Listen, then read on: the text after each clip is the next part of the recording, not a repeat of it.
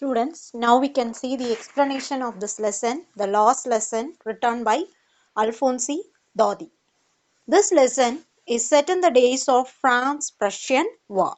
France was ruled by Bismarck. Prussia then consisted of what now are the nations of Germany, Poland, and parts of Austria. So these three nations formed a country or nation called Prussia. The Prussians defeated the French, and the districts of Alsace and Lorraine fell into the hands of the Prussians.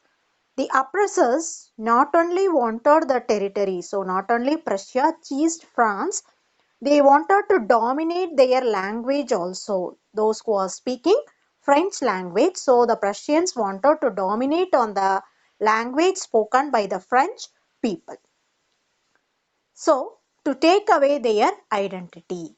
Read the lesson to find out what impact this had on life at school. So, for the past, till the Prussians captured France, till that in schools and also the people they are speaking French language. Now, Prussians, the officials ordered the French people only to speak, and also in schools also they have to taught only in the language, only in German language. So they oppress them not to speak in French language. So we are going to see what happened in this lesson.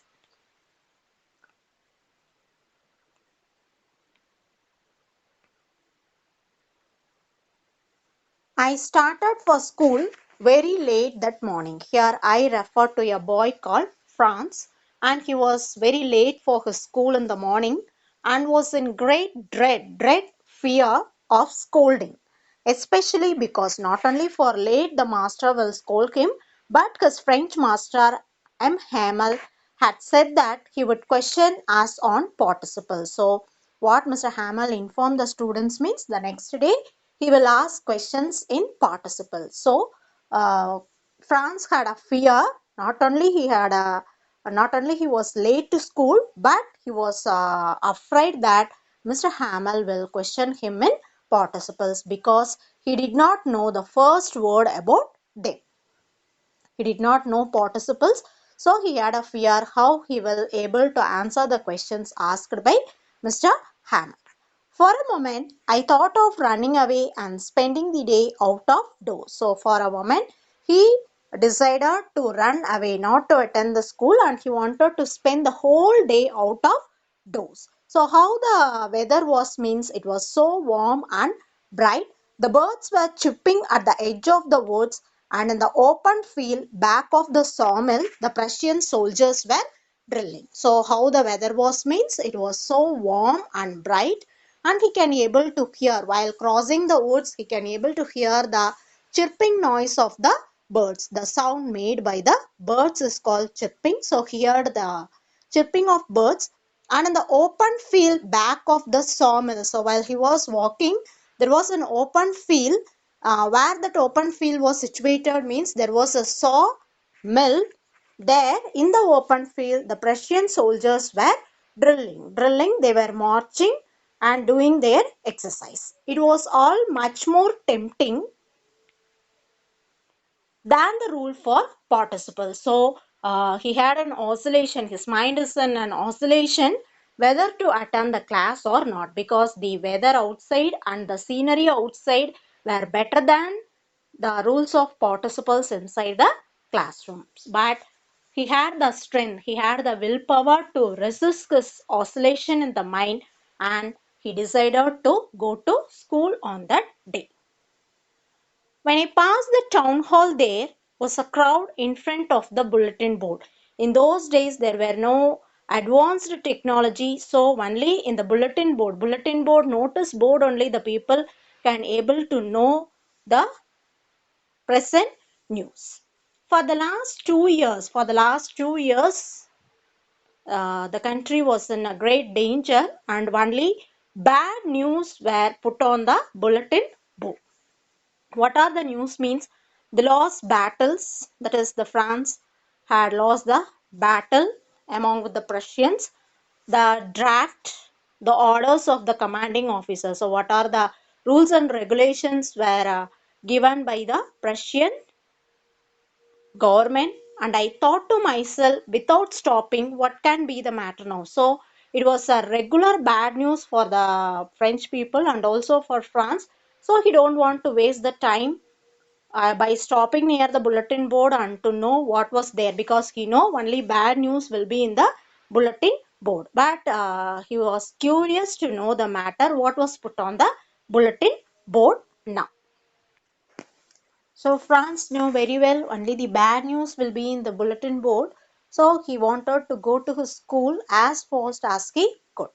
Then near the bulletin board he can able to see the blacksmith, and his name was Watcher, who was there with his apprentice reading the bulletin, called after me. So Watcher called him, don't go so fast, Bob. You will get your school in plenty of time.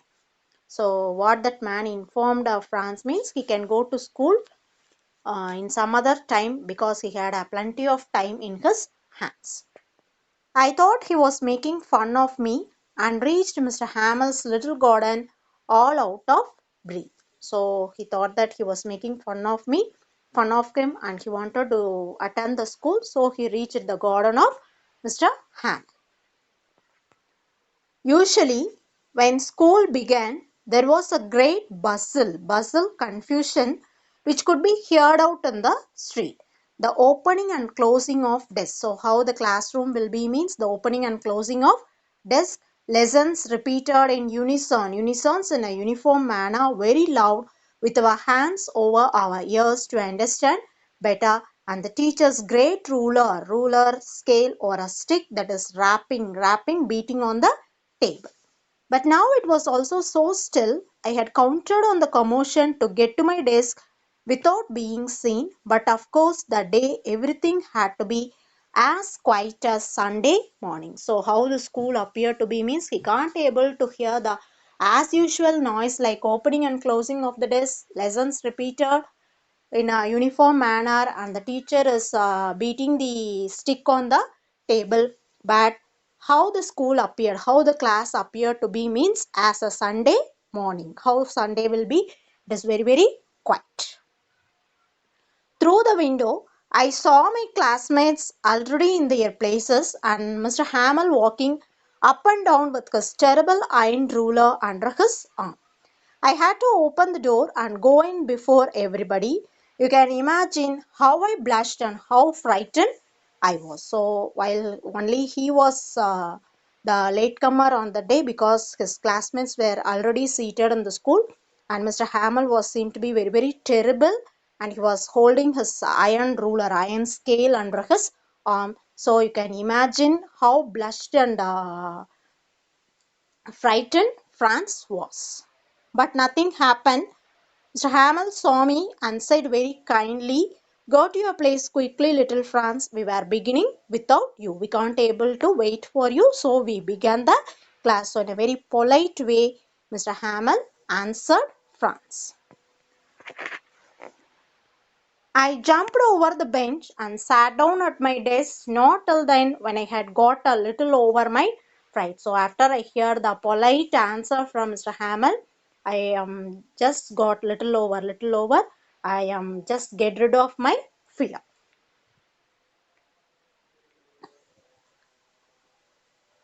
And then only I started noticing what was happening inside the class. The teacher had on his beautiful green coat, his frilled shirt, and the little black silk cap, all embroidered, that he never wore except on inspection and prize days. So only this type of dress will be worn by Mr. Hamel only on inspection days and prize days. But as an unusual way, on the day there is not an inspection, not a prize day, not any other function is going to be happen in the school, but the teacher was wearing the dress, special dress, that is his coat in green color and frilled shirt, little black silk cap, and the silk cap is an embroidery one. Besides, the whole school seemed so strange and solemn. So on the day, the classroom seemed to be very strange for Franz. But the thing that surprised me most was to see on the back benches that were always empty. So always the back benches in the regular classroom seemed to be empty, but to his surprise, the whole bench was filled by the village people sitting quietly like ourselves. That is, the old Hauser with his three-cornered hat, the former mayor, the former postmaster, and several others besides. So the village people, they also give their presence on that day. Everybody looked sad, and Hauser had brought an old primer, his primary book in his hand, and using his thumb he was turning over the pages, and he held it open on his knees with his great spectacles lying across the pages. While I was wondering about it all, Mr. Hamel mounted his chair and in the same grave and gentle tone which he had used to me said, "My children, this is the last lesson I shall give you." So today is our last French class. The order has come from Berlin to teach only German in the schools of Alsace and Lorraine. The new master comes tomorrow. So this is your last French lesson. I want you to be very, very attentive. So today is our last lesson because the order had come from German. That is, they have to teach only German in the schools of Alsace and Lorraine.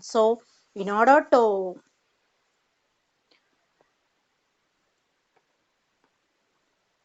so in order to honor the last French class, the master is in his unusual dress, and the last benches were filled by the village people. But what the teacher said, the last French lesson, it was a thunderclap for France because he can escape from the questions asked by Mr. Han. Oh, the wretches, that was what they had put up at the town hall. So only this news was put in the bulletin board. My last French lesson, why I hardly knew how to write. I should never learn any more. I must stop there then. Oh, how sorry I was for not learning my lessons. So, after that, at the first time, it was a thunderclap. It was a happy news for him. But after that, he realized that he hardly know how to write. He can't able to know how to write French language because he never learned anymore. I must stop there then. Oh, how sorry I was for not learning my lessons. So instead of attending the schools, he went in search of searching the birds' eggs or going sliding on the SAR. SAR, it is a sliding instrument where he can play sliding. Then my books that had seemed such a nuisance a while ago, so heavy to carry, my grammar and my history of the saints were old friends now that I could not give up.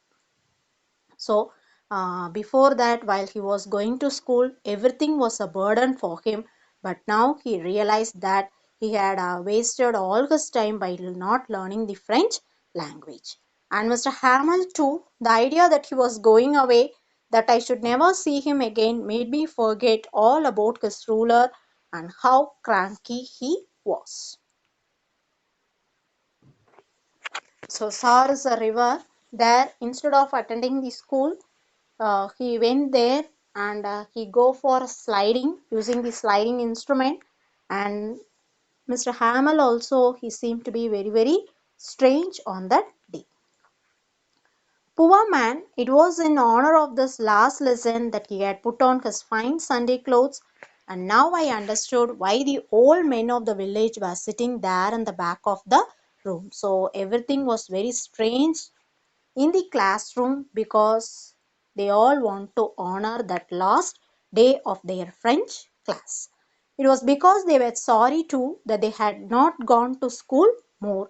It was their way of thanking our master for his 40 years of faithful service. So, how long Mr. Hamel had been working in that school means for 40 years, and for the past 40 years, the people were learning French language. Now they have to adopt the German language, and in order to show the respect to that man, they make their presence on that While I was thinking of all this, I heard my name called.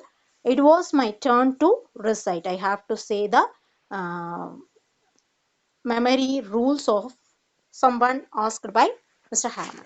What would I not have given to be able to say that dreadful rule for the participle all through very loud and clear and without one mistake? But I got mixed up on the first words and stood there holding on to my desk, my heart beating, had not daring to look up. So what Mr. Hamel asked Franz means to recite, to say the rules of the participles, but while opening his mouth he can't able to say, so he mixed up the words and stood there. He can't able to say utter a word about the rules of participles, so he was so afraid to look at his master.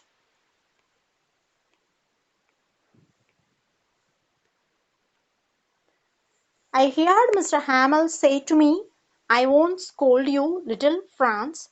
You must feel bad enough. So what Mr. Hamel replied, little Franz means, I am not going to scold you because of not reciting the rules of the participles. Every day we have said to ourselves, I have plenty of time. I will learn it tomorrow. So what you students are doing means daily you are postponing your lessons. But what happened now? You are not learning anything. Your last French class lesson has come up. And now you see where we have come out, or that is the great trouble with Alsace. She puts off learning till tomorrow.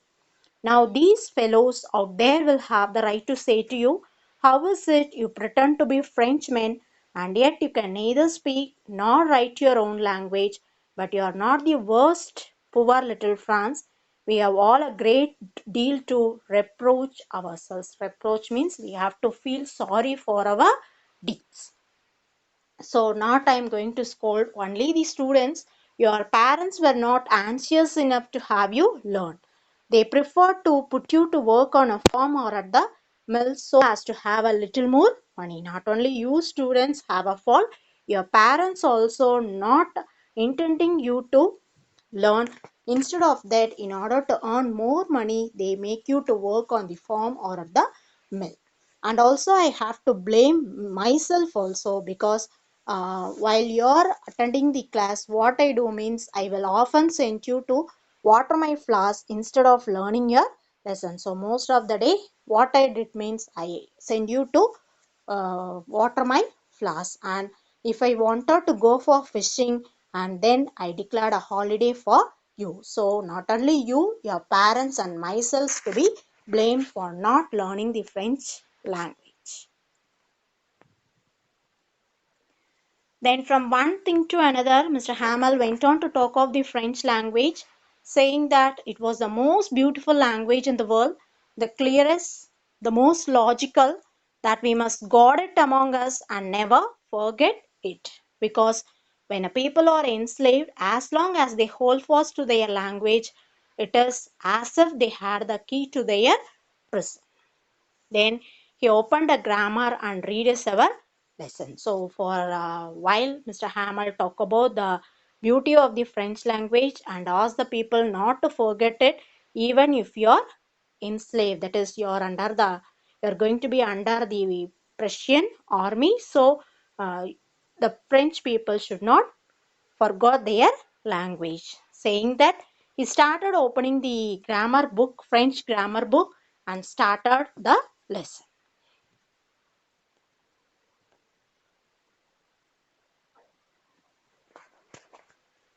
He started so easy, I think too, that he had never listened so carefully and that he had never explained everything with so much patience. So today, the lessons for France seem to be very, very easy. And on that day only, on that particular day only, he was listening so carefully.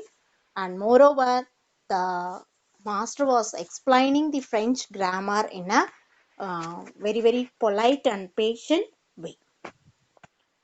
It seemed almost as if the poor man wanted to give us all he knew before going away into our heads at one stroke. So, what are the things he wanted to teach the students and the village people he wanted to do on that day?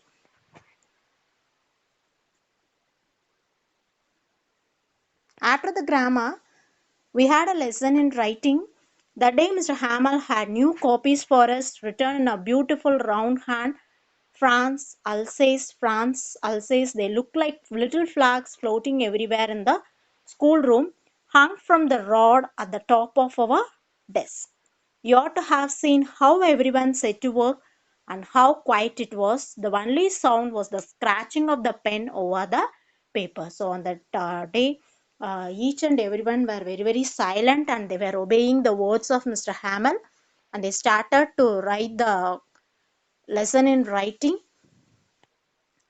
and the students started to write what Mr. Hamel was writing on the board. So only sound the people can able to hear were the scratching of pens over the paper, and some beetles insects were flying inside through the window, but nobody paid any attention. Everyone, even the littlest one, they were worked right on tracing their fish hooks as if that was French too.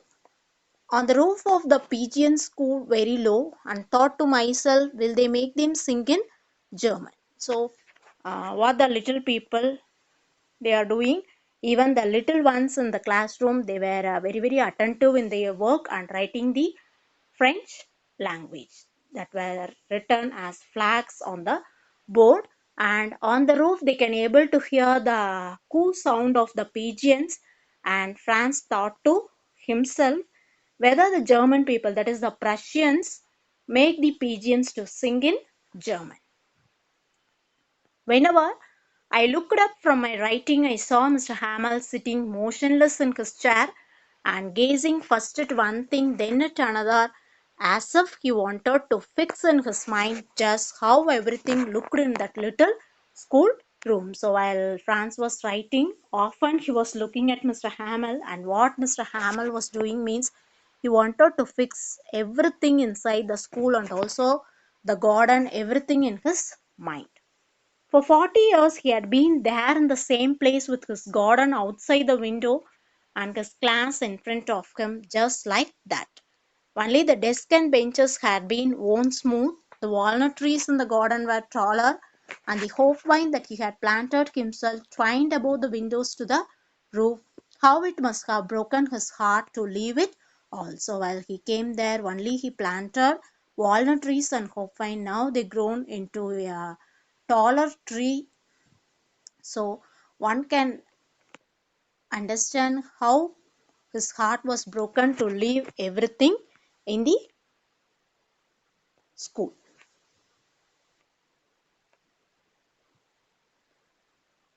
His sister was moving about in the room above, packing their luggages, for they must leave the country the next day. But he had the courage to hear every lesson to the very last. After the writing, they had lesson in history, and then the babies chanted their rhymes. Down there at the back of the room, old Hauser had put on his spectacles and holding his primer in both hands spelled the letters with them. You could see that he too was crying. His voice trembled with emotion, and it was so funny to hear him that we all wanted to laugh and cry. Oh, how well I remember it, that last lesson. All at once the church clock struck 12, then the Angelus. At the same moment the trumpets of the Prussians returning from the drill sounded under our windows. Mr. Hamel stood up very pale in his chair. I never saw him look so tall. The Angelus refer to the bell sound. At the same moment the Prussian soldiers were returning from their drill, so Mr. Hamel had to leave his school. My friends, he wanted to say something to the people, but he can't able to utter a word. Then he turned to the blackboard, took a piece of chalk, and bearing on with all his might, he wrote as large as he could, Vive la France. Vive la France means long live France.